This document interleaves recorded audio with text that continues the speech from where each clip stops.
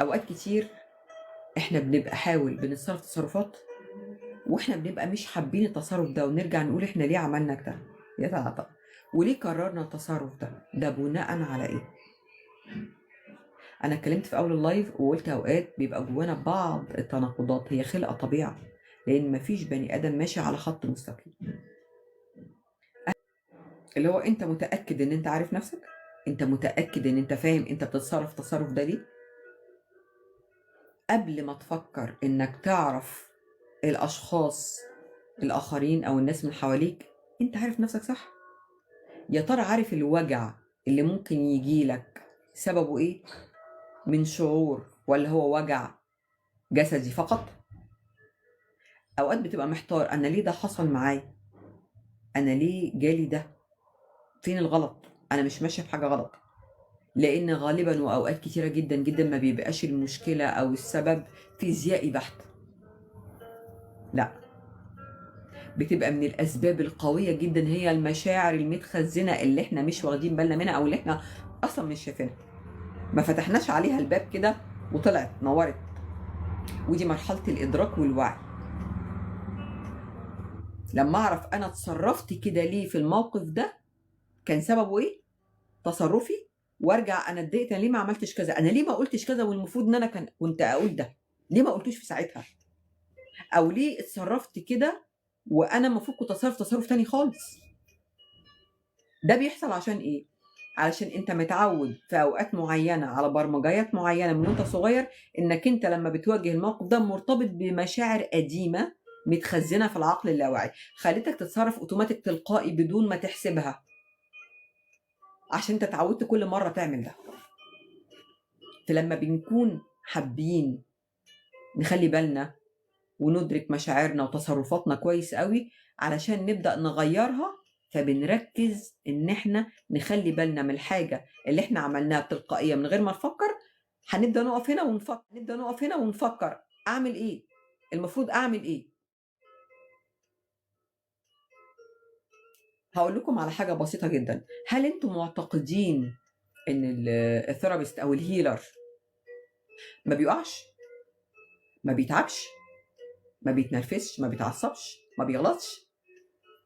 اكيد بيحصل له كل اللي بيحصل لكم وكل الضغوطات دي كلها. الفرق ان هو وقت ما بتكون المشكله مش بتاعته، مش واقفه معاه، بيشوف بعين تختلف تماما، بيشوف بعين مختلفه تماما عن ما يشوف نفسه. المثل اللي قال لك اللي ايده في الميه مش زي اللي ايده في النار، انا دايما بتكلم في الجزئيه دي واقول لك صح، المثل صح، بس مش معناه سخريه او معناه قله احساس بالامر، ولكن انا دايما بقولها ووصفتها بالوصف ده، ليها جانب تاني غير ما احنا بنفهمه. اللي ايده في الميه مش زي اللي ايده في النار. مستحيل قرارات الانسان اللي موجوع او حاسس باللهب او حاسس بالالم هتبقى زي قرارات ونظره ووعي وادراك الصوره كامله زي البني ادم اللي في حاله طبيعيه عاديه مش بيتالم. هو شايف اللي قدامه مش شايفه، وده مش تقليل من اللي ايده في الميه واللي ايده في النار، لا خالص. ولكن مش معقوله هيبقى جسمك وعقلك شغال بطريقه صحيحه سليمه وانت جسمك جزء منك موجوع سواء داخليا او خارجيا. هتاخد القرار ازاي وانت مش سليم، مش متعافي؟ اللي بيمر ببعض الصدمات العاطفيه، واللي بيمر بصدمات اجتماعيه او شعوريه من جوه، ده بيأثر عليه في ايه؟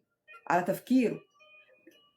لو في حد مثلا كان في ارتباط بصديق، صديقة، في ارتباط زواج، في شراكة عاطفي، واتصدم في اللي قصاده بعد فترة من الزمن، ايه اللي بيحصل؟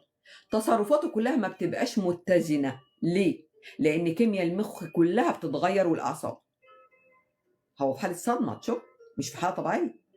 ما تلومش عليه. واللي في حالة مرض أو تعب جسدي أو بدني ما يقدرش ياخد قرار صحيح.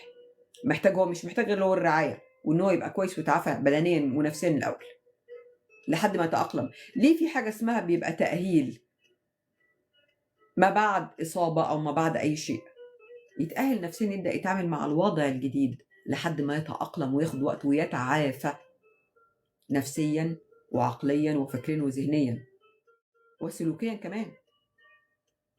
بنشوف ناس كتيرة جدا في مرحلة الألم النفسي ما بتاخدش قرارات سليمة، ممكن تبص تلاقي حرفيا اللي قصادك اتغير، كلامه، تكراره للأمر، وجعه هو اللي مسيطر، مش عقله.